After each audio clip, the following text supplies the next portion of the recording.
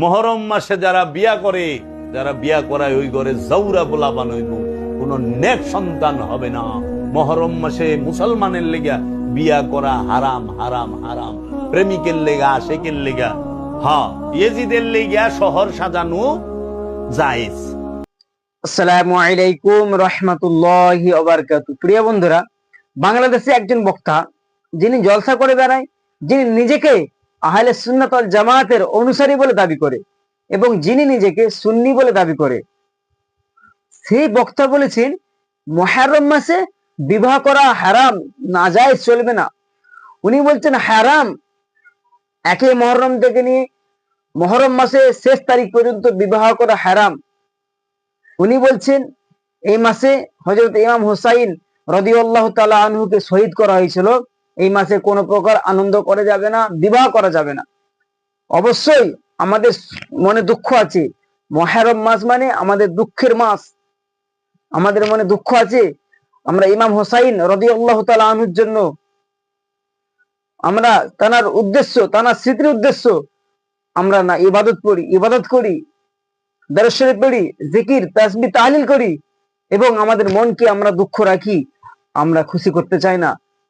কিন্তু একটা কথা বলছি, কোন জিনিস হারাম হতে গেলে, হারাম সাব্যস্ত হতে গেলে সরাসরি কোরআনের দলিল লাগে। কোরআনের মাধ্যমে কোন জিনিস হারাম হয়, যেমন মদ কোরআনে হারাম সরাসরি, জুয়া সরাসরি হারাম, শুকরের গোশত হারাম, রক্ত হারাম, জিনা হারাম। এইগুলি সরাসরি কোরআনের বিধান নাজিল হয়েছে আল্লাহর হুকুমে, কোরআনের মাধ্যমে। অকাট্য দলিল লাগে, শুধু শুধু মন গড়া একটা কথা বললে হারাম বলা যাবে না। উনি যে কথাটা বলেছেন সম্পূর্ণ বিভ্রান্তমূলক কথা, ফিতনামূলক কথা, ভিত্তিহীন কথা।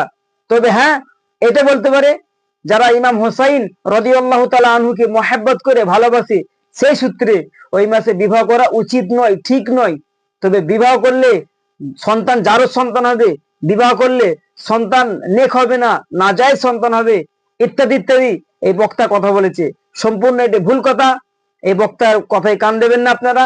অবশ্যই মুহররম মাসে বিবাহ করতে পারবেন, জায়েজ আছে, সমস্যা নাই। কিন্তু আপনার মহাব্বতের ব্যাপার, আপনার মনের ব্যাপার, আপনার অন্তরের ব্যাপার। যদি আপনি মনে করেন ইমাম হুসাইন রাদিয়াল্লাহু তাআলা আনহুকে এই মাসে শহীদ করেছিল, আমি এই মাসে বিবাহ করব না, আনন্দ করব না, ওইটা আপনার মহাব্বতের ব্যাপার, তাকওয়া। কিন্তু শরীয়তে কোনো ফতোয়া নেই, শরীয়তে কোনো ফতোয়া নেই। মনে রাখবেন, শরীয়তে ফতোয়া জারি হয় জাহিরি দিক দিয়ে, বাতিলের দিক দিয়ে নয়। আপনার তাকওয়া যে আমি মুহররম মাসে বিয়ে করব না, সেটা আলাদা জিনিস। কিন্তু আপনি সরাসরি হারাম বলে দিচ্ছেন, এটি ভুল কথা, ভিত্তিহীন কথা।